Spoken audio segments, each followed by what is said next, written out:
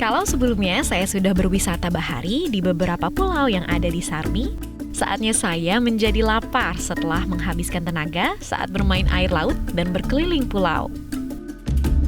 Di kunjungan saya ke Sarmi, saya diajak mama-mama dari Kampung Muara Tor untuk mencoba memasak papeda. Namun bukan papeda biasa yang pernah saya jumpai. Kalau biasanya kita temui makanan papeda berwarna putih, di Sarmi ada yang unik dan baru pertama kali saya lihat. Papeda yang akan dimasak ini berwarna merah. Kenapa bisa berwarna merah? Papeda ini rupanya dicampur dengan buah merah tradisional khas Papua. Berat banget nih buah ini, buah merah. Kalau beberapa tahun lalu mungkin sempat terkenal karena fungsinya sebagai obat untuk menangkal rasa sakit. Tapi kalau di Papua, buah merah justru bisa dikonsumsi sebagai makanan. Pasti penasaran seperti apa rasanya?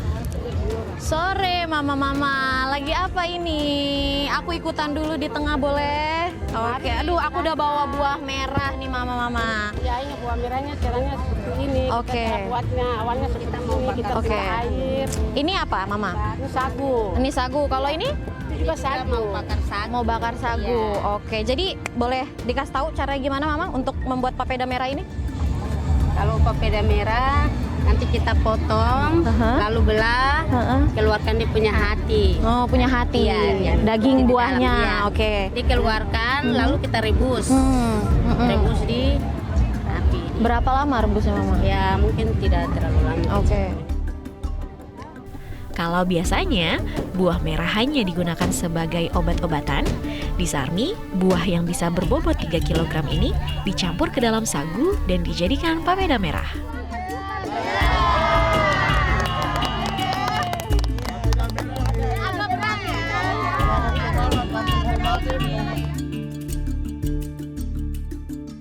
Rupanya papeda merah ini jadi idola bagi masyarakat sekitar.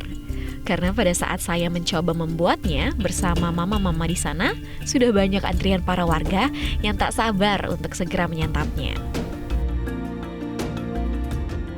Mama-mama ini baru saja menunjukkan ke saya bagaimana penggunaan atau memasak sagu batu. Jadi kenapa dinamakan sagu batu? Karena sagunya ditumpuk di dalam daun nasi, benar. Dan terus nanti di atas sagu ditaruh batu dari batu panas dari pembakaran dan kemudian dibungkus lagi dengan daun nasi dan diikat dengan akar tali ya mama ya. Tapi belum selesai ternyata pembuatannya karena harus lagi dibakar. Oke, dan ini mau dibakar oleh mama-mama semuanya. Setelah melalui proses memasak yang cukup panjang, akhirnya sagu bakar papeda merah siap disajikan. Biasanya masyarakat Sarmi mengkonsumsi papeda merah dan sagu batu dengan ikan. Kali ini, Bapak Ishak menyajikan ikan asin tenggiri asli Sami.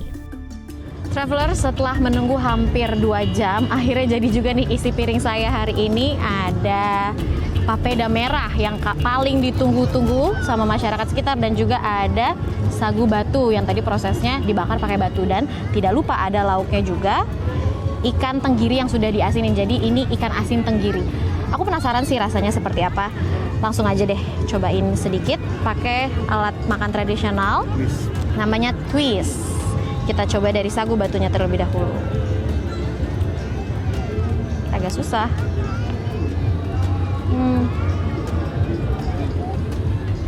Kalau bisa dijelaskan, rasanya seperti ketan tapi lebih hambar. Dan kalau aku paling penasaran dengan papeda merahnya ini karena dia yang paling ditunggu-tunggu.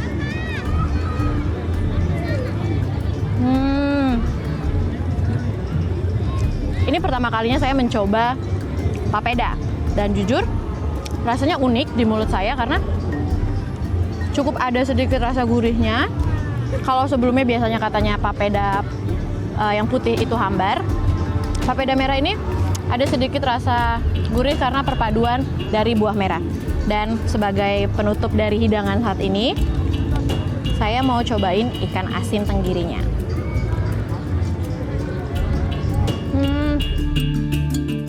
Selain terkenal dengan makanan khas di sana, ternyata Sarmi juga memiliki tenunan yang khas. Sungguh di luar dugaan saya, karena biasanya Papua tidak begitu identik dengan kain tenun. Memang ada yang berbeda di Sarmi ini.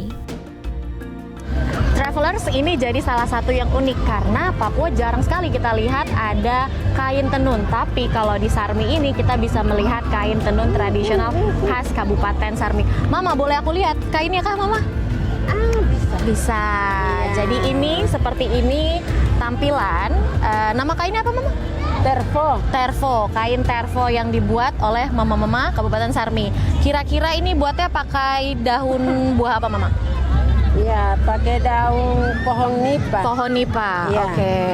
Kalau boleh diceritain ini cara buatnya kayak mana, Mama? Ya, kalau cara buat kain tervo ini dari pohon nipa, biasanya mama kita lihat pada air meti pagi. Kalau ada air meti pagi, mama kita ke hutan, berarti kita bisa dapat daun ini punya pucuk muda. Oh, berarti nggak di setiap saat kita bisa dapat daun ini ya? Iya. Oh, hanya saat-saat tertentu.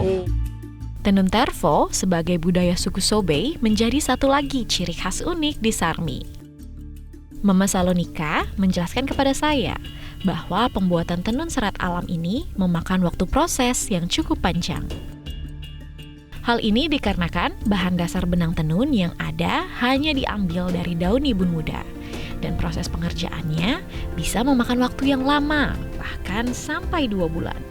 Tak heran harga satu kain tervo bisa tembus jutaan rupiah. Indahnya Sarmi membuat saya semakin jatuh cinta. Kira-kira ada apa lagi ya di Sarmi? Tetap di Journey!